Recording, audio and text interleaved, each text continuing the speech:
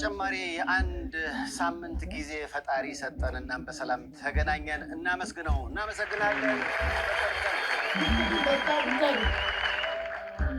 ዛሬ ተመልካቹ በጣም ያምራል። እስኪ ሞቃ ነው እስኪ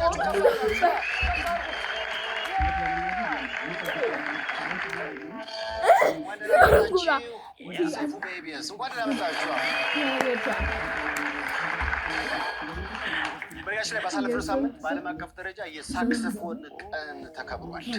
ሐሙስ ዕለት ማለት ነው።